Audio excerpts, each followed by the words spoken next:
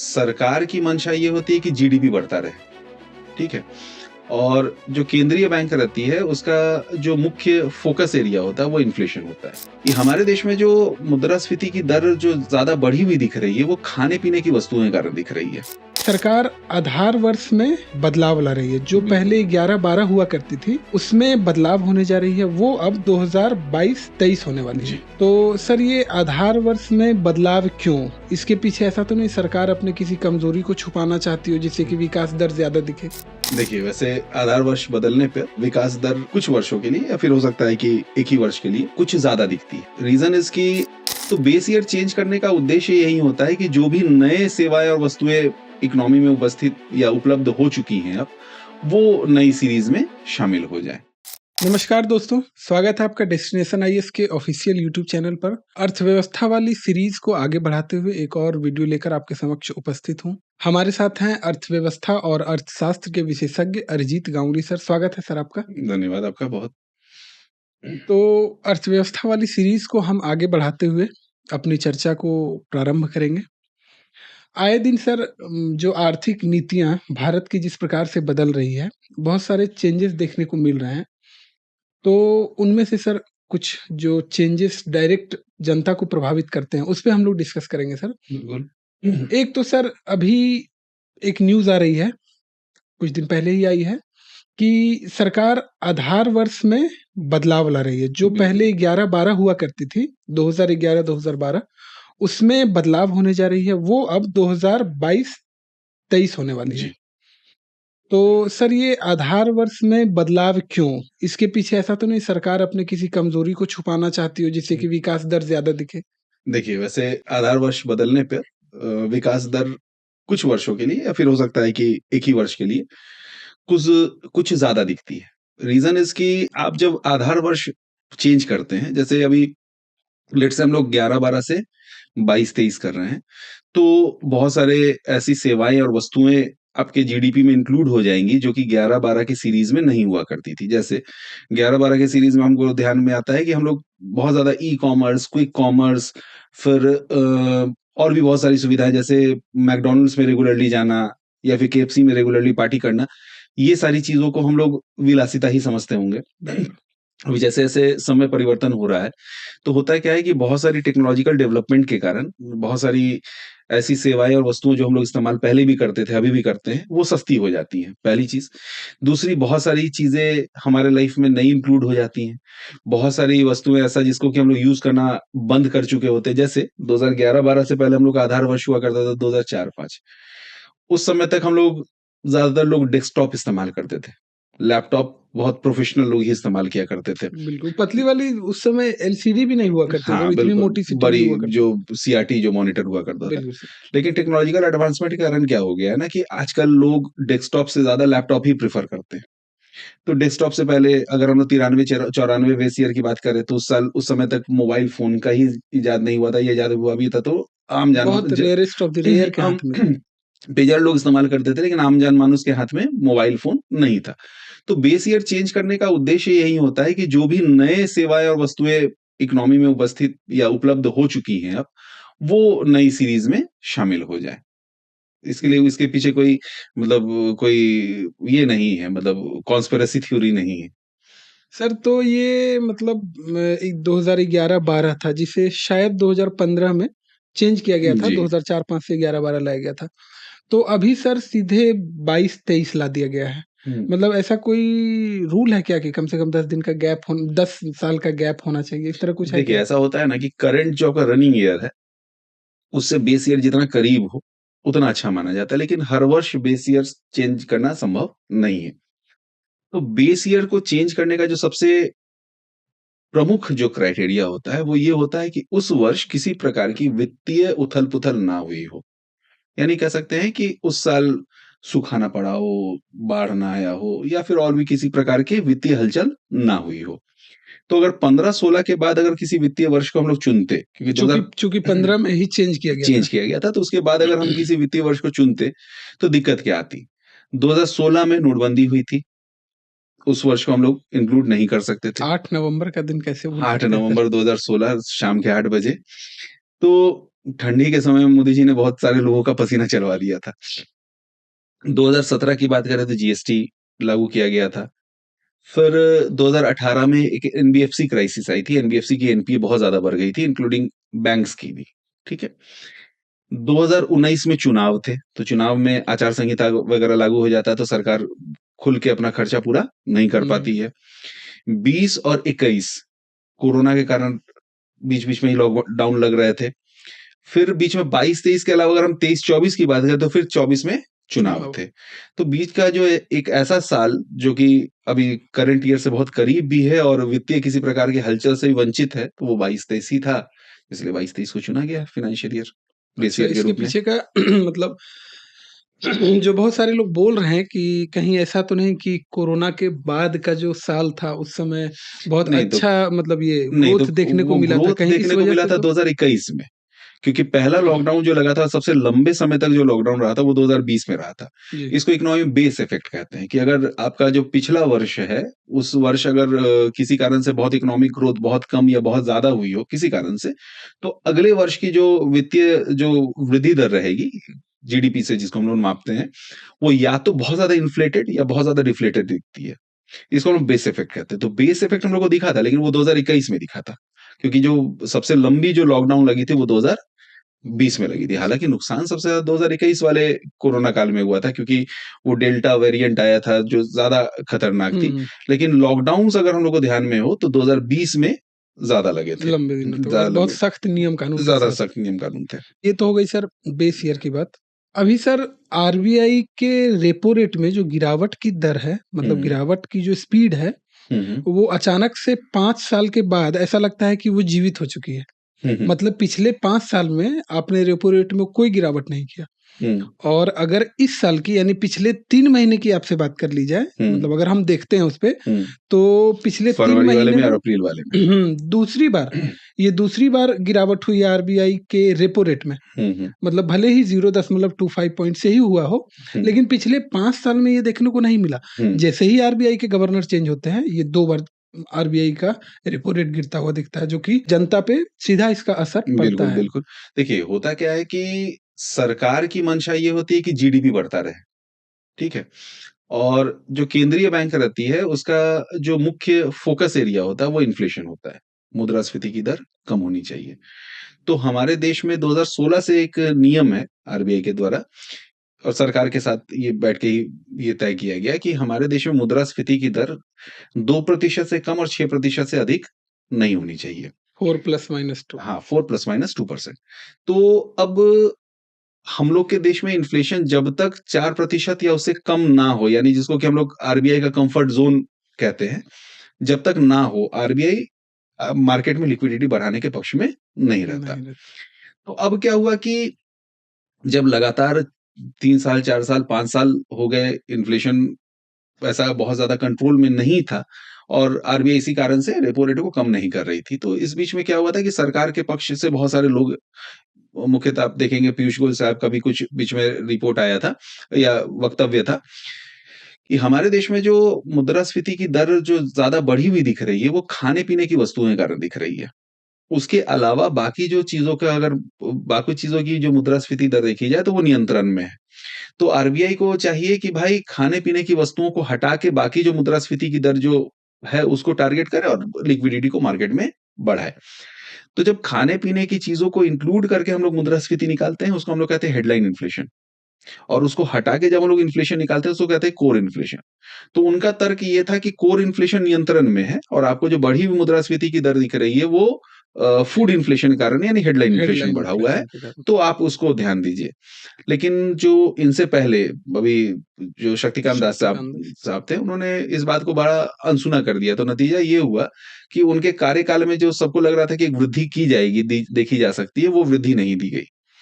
अब संजय मल्होत्रा साहब आए, तो संजय मल्होत्रा साहब आए तो अब कहिए कि भाई वो किस्मत ही कह सकते हैं कि अपना किस्मत देके भाग्य लेके आए हैं कि उसी समय क्या हुआ कि मुद्रास्फीति की दर आरबीआई के कंफर्ट जोन में आ गया। तो आरबीआई ने तुरंत रेपो रेट को घटा दिया और संभवतः अगर ट्रंप की नीतियों का बहुत विपरीत प्रभाव भारत की अर्थव्यवस्था पे ना पड़े, तो अगली तिमाही के बाद भी जो ये देखने को मिलेगा। हो सकता है कि उसमें 0.25% का एक कटौती आपको और देखने की संभावना है, बहुत अच्छी खबर है बनती सर। है। ये आरबीआई जो रेपो रेट कम कर रही है सर, इस पे जनता मतलब इसका जो प्रभाव है वो जनता पे डायरेक्टली इनडायरेक्टली क्या पड़ता है? देखिए, जनता पे, अर्थव्यवस्था पे, अगर हम लोग अर्थव्यवस्था को मोटा-मोटी लेके चले तो जीडीपी का एक फ़ॉर्मूला होता है, जो ऐसे अगर किताबी भाषा में कहा जाए तो वो होता है C plus I plus G plus X minus M। मोटी-मोटी भाषा में अगर हम लोग कहें तो समझ लीजिए कि आप कंजम्पशन एक्सपेंडिचर जो मतलब घर के चीज़ों को खरीदने के लिए जो खर्च करते हैं, प्लस इंडस्ट्री जो कैपिटल गुड बढ़ाने के लिए जो खर्च करती है, प्लस सरकार जो खर्च करती है वो, और प्लस एक्सपोर्ट से जब इम्पोर्ट को घटाया जाता है, तो ये जीडीपी का फ़ॉर्मूला होता है। ठीक है? तो अभी अगर रेपो रेट घट रही है, तो रेपो रेट घटने का मतलब क्या हुआ कि अब हमारे पास पहले की तुलना में कम दर पर या कम ब्याज दर पर उधार हमको बैंक से मिल जाएगा, ऋण मिल जाएगा। तो बैंक जब ब्याज दर घटाती है, तो वो 2 लोगों के लिए घटाती है। पहला, जो उधार ले चुके हैं, और दूसरा जो उधार लेने वाले हैं। लेने जो उधार ले चुके हैं, उनको कम ईएमआई भरनी होगी। कम ईएमआई भरने का उसका अर्थ ये हुआ कि भाई आपके पास अब खर्च करने के लिए अधिक पैसे बचे। अब आपने ही गाड़ी नहीं ली है तो आपको महसूस हो ही रहा होगा कि आपके ईएमआई में कटौती हुई हुई है, है सर। कुछ तो हुई है। अब आपको लगेगा कि भाई बहुत ज़्यादा तो कटौती नहीं हुई है सर, आप कैसे बात कर रहे हैं? लेकिन आप सोच के देखिए कि एक बहुत बड़ी जनसँख्या है, अगर उसके पास 500-500 रुपए, हज़ार-हज़ार रुपए भी अगर पहले की तुलना में बच रहे हैं, तो इससे क्या होगा कि हमारा कंज़म्पशन एक्सपेंडिचर बढ़ेगा। कंजम्पशन एक्सपेंडिचर बढ़ने पे क्या होता है, जो कंपनियां देखती हैं कि अब हो सकता है कि आने वाले दिनों में हम ज्यादा चीजों को बेच सकेंगे, तो वो क्या करते हैं कि अपने इन्वेस्टमेंट को बढ़ाना शुरू करते हैं। तो फाइनली ये क्या करता है कि हमारे देश की जीडीपी को बढ़ाने में सहयोग करता है। और जीडीपी में इसी वृद्धि को देखने के लिए ही सरकार ने इस बार बजट में आपने देखा होगा कि 12 लाख रुपए तक के आय पर जो आयकर है, ज़ीरो। उसको उसको जीरो कर दिया। इसका मतलब क्या है कि सरकार भी चाह रही है कि कंजम्पशन एक्सपेंडिचर बढ़े, जिस कारण से जो कंपनियां हैं वो अपना ये बढ़ाए, जो प्रोडक्शन कैपिटल कैपिटल एक्सपेंडिचर जो है उसको बढ़ाए। बढ़ाएँ।